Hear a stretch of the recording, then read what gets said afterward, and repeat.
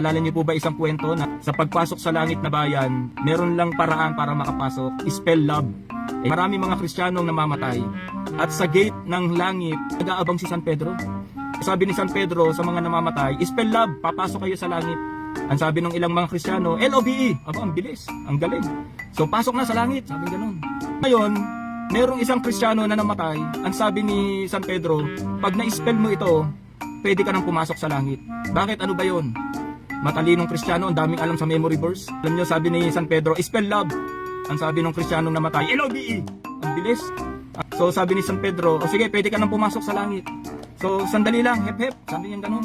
Pwede bang dito ka muna sa gate at ako'y CCR lang sandali, sabi ni San Pedro. Hindi pumasok na Kristiyano, sabihin mo, spell love, papasukin mo sa langit.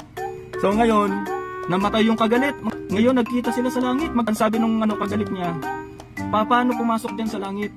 Madali lang, may papa-spell lang ako sa'yo, tapos pwede ka nang pumasok sa langit. Ang sabi niya, spell Czechoslovakia. What? Biglang labas ni San Pedro. Sabi ni San Pedro, Czechoslovakia, doon kayo sa impyerno, doon kayo mag-away. Mga kapatid, yung mga galit, samaan ng loob, huwag na natin dalhin sa langit. Lupa pa lang, ayusin na po natin. Yung mga nakagawa sa atin ng masama, batiin mo na po. Makipag-ayos na po tayo sa kanila, sapagkat malapit nang dumating ang Panginoon. Amen po ba?